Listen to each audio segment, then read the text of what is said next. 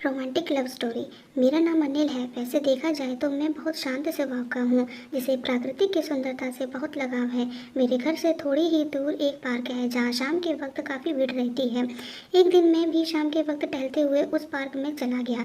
थोड़ी देर पार्क में टहलने के दौरान मेरी नज़र एक लड़की पर पड़ी।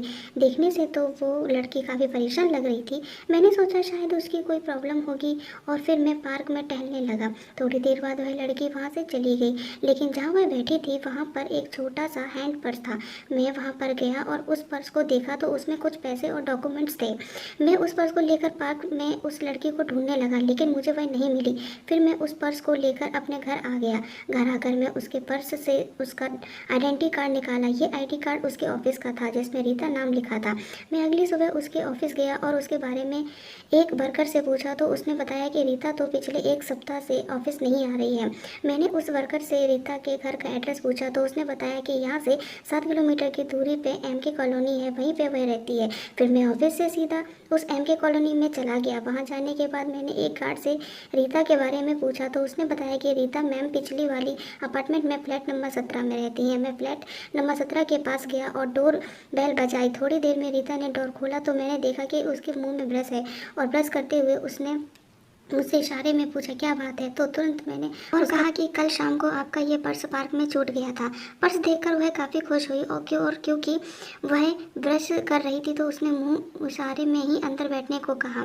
मैंने उसे कहा नहीं, मुझे अभी घर जाना है। उसने मुझे इशारे में सिर्फ 2 मिनट बैठने को कहा तो मैं अंदर जाकर बैठ गया। वह तुरंत ब्रश करके आई और मुझसे पूछा कि आप चाय लेंगे या कॉफ़ी। मैंने कहा नहीं, मैं कुछ नहीं लूँगा, मुझे सिर्फ आपके पर्स लौटाने थे, वो मैंने लौटा दिया, अब मैं जा रहा हूँ। इतना कहकर मैं वहाँ से चला गया। अगले दिन जब मैं शाम को फिर से उसी पार्क में गया तो मैंने रीता को एक छोटी बच्ची के साथ खेलते हुए देखा। रीता उस बच्ची के साथ बहुत खुश नजर आ रही थी। मैं भी रीता की नज़रों से थोड़ी दूर जाकर बैठ गया और उसे देखने लगा। थोड़ी देर बाद रीता की नज़र मुझ पर पड़ी और उसने मुझे पहचान लिया। वह तुरंत मेरे पास आई और मुझसे कहा, आप वही हो ना जो कल मेरा पर्स मुझे लौटाने आए थे। मैंने कहा हाँ, मैंने ही आपका पर्स कल लौटाया था। रीता, कल आप इतनी जल्दी में थे कि मैं आपका नाम भी नहीं पूछ पाई। अनिल। अनिल? नहीं, कोई बात नहीं, वैसे मेरा नाम अनिल है। रीता? मेरा नाम रीता है। अगर आज आप जल्दी में ना हो तो पार्क के बाहर कॉफ़ी पीने चलें। पार्क के बाहर एक कॉफ़ी शॉप में हम दोनों ने कॉफ़ी पी। कॉफ़ी के पैसे मैं देने जा रहा था, लेकिन रीता ने मुझे मना कर दिया। जाते वक्त रीता ने मुझे कल डिनर के लिए अपने फ्लैट में आने के लिए कहा। मैंने रीता को कहा ठीक है, मुझे टाइम मिलेगा तो मैं आऊँगा, और इतना कहकर फिर मैं अपने घर चला गया। रात को सोते वक्त मुझे रीता की याद आने लगी। पता नहीं उसके बारे में सोचने लगा। मैं तो सिर्फ उससे 2 बार ही मिला था और न जाने मुझे अब क्या होने लगा। उसका चेहरा मुझे मेरी आंखों के सामने दिखाई देने लगा और कल की डिनर के बारे में सोचते हुए फिर मैं सो गया। रात को रीता के फ्लैट जाने से पहले मैंने तैयार होकर आईने के सामने खुद को लगभग 10 से 15 मिनट तक देखा। मैंने अपनी बाइक निकाली और सीधा रीता के फ्लैट में गया। रीता ने बहुत प्यार से मुझे अंदर बुलाया। फिर हम दोनों ने डिनर किया और मैंने रीता से पूछा, आप अपना ऑफिस क्यों ज्वाइन नहीं कर रही हो? रीता, नहीं, मैं ऑफिस जाऊँगी, लेकिन अभी कोई प्रॉब्लम है। अनिल, और वो प्रॉब्लम क्या है जिसे आप हमें नहीं बताना चाहते? रीता, सच कहूँ तो मुझे स्टीमर की प्रॉब्लम है और डॉक्टर ने ऑपरेशन करने को कहा, लेकिन ऑपरेशन के लिए मेरे पास उतने पैसे नहीं हैं। अनिल, मैं आपकी कुछ मदद कर सकता हूँ? रीता, अरे नहीं, आपको तकलीफ उठाने की कोई ज़रूरत नहीं है। डिनर खत्म करने के बाद मैं घर चला आया, लेकिन रात को मुझे नींद नहीं आ रही थी। मैं सिर्फ रीता के बारे में सोचता रहा।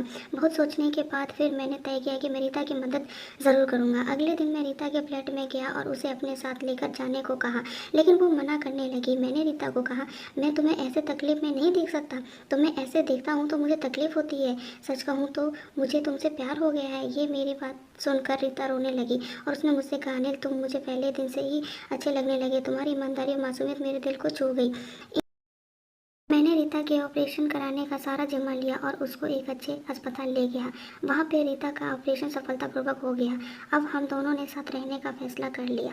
तो दोस्तों, ये थी एक दिल छू लेने वाली शॉर्ट रोमांटिक लव स्टोरी। आपको यह लव स्टोरी कैसे लगी आप हमें कमेंट करके बता सकते हैं, और अगर आपको यह लव स्टोरी पसंद आई हो तो इसे अपने दोस्तों के पास ज़रूर शेयर करें।